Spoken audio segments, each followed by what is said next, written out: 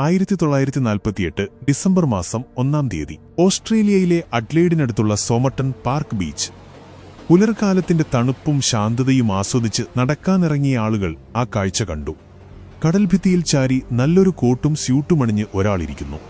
തല പിന്നോട്ട് ചായ്ച്ച് കാലുകൾ നീട്ടിവെച്ച്. ഒറ്റനോട്ടത്തിൽ ആരു കണ്ടാലും പറയും കടൽക്കാറ്റേറ്റ് സുഖമായി മയങ്ങുകയാണെന്ന്. പക്ഷേ ആ ഉറക്കം ഒരിക്കലും ഉണരാനുള്ളതായിരുന്നില്ല. അയാൾ മരിച്ചിരുന്നു. പോലീസെത്തി. ഒരുപക്ഷേ ഒരു സാധാരണ മരണമായിരിക്കുമെന്ന് അവരും കരുതി.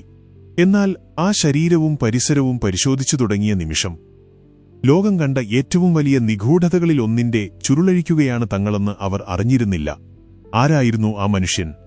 അയാളുടെ പോക്കറ്റിൽ പണമുണ്ടായിരുന്നു, ഒരു സിഗരറ്റ് പാക്കറ്റ്, തീപ്പെട്ടി, ഉപയോഗിക്കാത്ത ഒരു ട്രെയിൻ ടിക്കറ്റ്, ഒരു ചീപ്പ്. പക്ഷേ അയാളെ തിരിച്ചറിയാൻ സഹായിക്കുന്ന ഒന്നുപോലും ഉണ്ടായിരുന്നില്ല. ഒരു പേഴ്സില്ല, ഒരു ID കാർഡില്ല. അതിലും വിചിത്രമായ ഒരു കാര്യമുണ്ടായിരുന്നു. അയാൾ ധരിച്ചിരുന്ന കോട്ടിന്റെയും ഷർട്ടിന്റെയും പാന്റിന്റെയുമെല്ലാം ലേബലുകൾ. അതായത് അത് ഏത് കമ്പനിയുടേതാണെന്ന് തിരിച്ചറിയാനുള്ള ആ ഭാഗം അതിവിദഗ്ധമായി ആരോ മുറിച്ചുമാറ്റിയിരിക്കുന്നു, ഒരു തുമ്പുപോലും അവശേഷിപ്പിക്കാതെ. ഇതൊരു സാധാരണ മരണമല്ലെന്ന് പോലീസിന് ഉറപ്പായി. ഒന്നുകിൽ ആത്മഹത്യ, അല്ലെങ്കിൽ അതിവിദഗ്ധമായി ആസൂത്രണം ചെയ്ത ഒരു കൊലപാതകം. പോസ്റ്റ്മോർട്ടം റിപ്പോർട്ട് വന്നപ്പോൾ എല്ലാവരും ഞെട്ടിത്തെറിച്ചു. അയാളുടെ ആന്തരികാവയവങ്ങളിൽ രക്തസ്രാവം കണ്ടെത്തി. മരണം വിഷം ഉള്ളിൽ ചെന്നാണെന്ന് ഡോക്ടർമാർ ഉറപ്പിച്ചു. പക്ഷേ ഏത് വിഷം? അതായിരുന്നു ഉത്തരം കിട്ടാത്ത ചോദ്യം. ലോകത്തിലെ ഒരു ലാബിനും ആ വിഷം ഏതായിരുന്നു എന്ന് കണ്ടെത്താനായില്ല. ചിന്തിച്ചു നോക്കൂ, ശരീരത്തിൽ ഒരു പാടുപോലുമില്ലാതെ, ഒരു സൂചനയും നൽകാതെ ഒരാളെ നിശബ്ദമായി കൊല്ലാൻ കഴിയുന്ന അജ്ഞാതമായ ഒരു വിഷം. ദിവസങ്ങൾ കടന്നുപോയി. ആ ശരീരം ഏറ്റുവാങ്ങാൻ ആരും വന്നില്ല. അങ്ങനെയിരിക്കെയാണ് റെയിൽവേ സ്റ്റേഷനിലെ ലോക്കറിൽ നിന്ന് ഒരു സ്യൂട്ട്കേസ് പോലീസിന് കിട്ടുന്നത്. അത് ഡിസംബർ 1-ന് മുൻപ് അവിടെ വെച്ചതായിരുന്നു. അത് തുറന്നു നോക്കിയ പോലീസിന്റെ സംശയങ്ങൾ ഇരട്ടിച്ചു. അതിലുണ്ടായിരുന്ന വസ്ത്രങ്ങളുടെയും ലേബലുകൾ മുറിച്ചുമാറ്റിയിരുന്നു. ആ സ്യൂട്ട്കേസും ആ അജ്ഞാത മനുഷ്യന്റേതാണെന്ന് ഇതോടെ ഉറപ്പായി. ആരോ ഒരു തിരക്കഥ പോലെ ഓരോ കാര്യങ്ങളും കൃത്യമായി പ്ലാൻ ചെയ്ത് നടപ്പിലാക്കിയതുപോലെ. മാസങ്ങൾക്കുശേഷം കേസെങ്ങുമെത്താതെ നിൽക്കുമ്പോഴാണ് ആ നിർണായകമായ തെളിവ് പോലീസിന്റെ കയ്യിൽ കിട്ടുന്നത്. മരിച്ചയാളുടെ പാന്റിന്റെ അരക്കെട്ടിൽ ആരും കാണാത്ത ഒരു രഹസ്യ അറ തുന്നിച്ചേർത്തിരുന്നു. അതിനുള്ളിൽ നിന്ന് അതിസൂക്ഷ്മമായി ചുരുട്ടിവെച്ച ഒരു കടലാസ് തുണ്ട്. അതിൽ 2 വാക്കുകൾ അച്ചടിച്ചിരുന്നു. തമാം ശുദ്. അതൊരു പേർഷ്യൻ വാക്കാണ്. അതിന്റെ അർത്ഥം അവസാനിച്ചു അല്ലെങ്കിൽ തീർന്നു എന്നാണ്. ഇത് പ്രശസ്ത കവി ഒമർ ഖയ്യാമിന്റെ റുബായിയാത്ത് എന്ന കവിതാസമാഹാരത്തിലെ അവസാനത്തെ വാക്കാണ്. പോലീസ് പിന്നെ വെറുതെയിരുന്നില്ല. ഓസ്ട്രേലിയയിലാകെ അരിച്ചുപെറുക്കി ആ പുസ്തകത്തിന്റെ കോപ്പികൾക്കായി തെരച്ചിൽ തുടങ്ങി.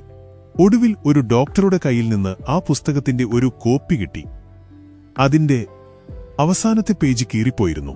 പോലീസിന്റെ കയ്യിലുണ്ടായിരുന്ന തമാം ശുദ് എന്ന ആ കടലാസ് തുണ്ട് ആ കീറിപ്പോയ ഭാഗത്ത് കൃത്യമായി ചേരുമായിരുന്നു.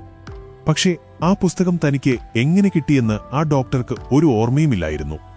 ആരോ തന്റെ കാറിന്റെ പിൻസീറ്റിൽ ഉപേക്ഷിച്ചു പോയതാണെന്നായിരുന്നു അദ്ദേഹം പറഞ്ഞത്. കഥ അവിടെയും തീർന്നില്ല. ആ പുസ്തകത്തിന്റെ പിൻചട്ടയിൽ പെൻസിൽ കൊണ്ട് ചിലത് കോറിയിട്ടിരുന്നു. അതൊരു കോഡ് ഭാഷയായിരുന്നു.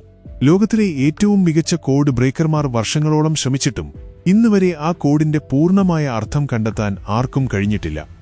ആ കോഡിനൊപ്പം ഒരു ഫോൺ നമ്പറുമുണ്ടായിരുന്നു. അത് ജസ്റ്റിൻ എന്ന് വിളിക്കുന്ന ഒരു നഴ്സിന്റേതായിരുന്നു. പോലീസ് ആ നഴ്സിനെ ചോദ്യം ചെയ്തു. അവർക്ക് ആ മനുഷ്യനെ അറിയില്ലെന്ന് അവർ തറപ്പിച്ചു പറഞ്ഞു.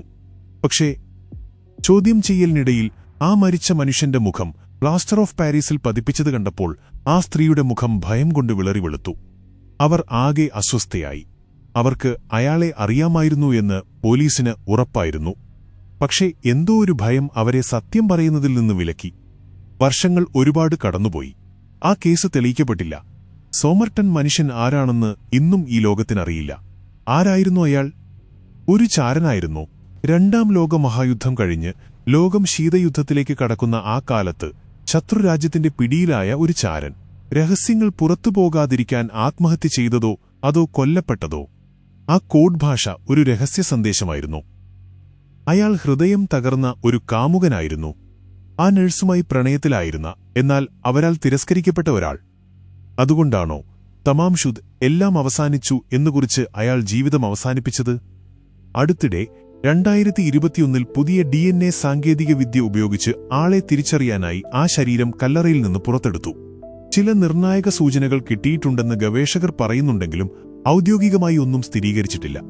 75 വർഷങ്ങൾക്കിപ്പുറവും ആ മുഖത്തിനൊരു പേരില്ല, ആ മരണത്തിനൊരു ഉത്തരമില്ല. അപ്പോൾ ആരായിരുന്നു ആ സോമർട്ടൺ മനുഷ്യൻ? ലോകം കണ്ട ഏറ്റവും ബുദ്ധിമാനായ ഒരു ചാരനോ? ഹൃദയം നുറുങ്ങി മരിച്ച ഒരു കാമുകനോ? അതോ ചരിത്രത്തിന്റെ താളുകളിൽ ആരുമറിയാതെ മറഞ്ഞുപോയ മറ്റാരെങ്കിലുമോ? ഒരുപക്ഷേ ഈ ചോദ്യത്തിന് ഉത്തരം കണ്ടെത്താൻ ഇനിയൊരിക്കലും നമുക്ക് കഴിഞ്ഞേക്കില്ല. ഇതിനെക്കുറിച്ച് നിങ്ങൾക്ക് എന്തു തോന്നുന്നു? നിങ്ങളുടെ അഭിപ്രായങ്ങളും നിഗമനങ്ങളും താഴെ കമന്റ് ബോക്സിൽ രേഖപ്പെടുത്തുക.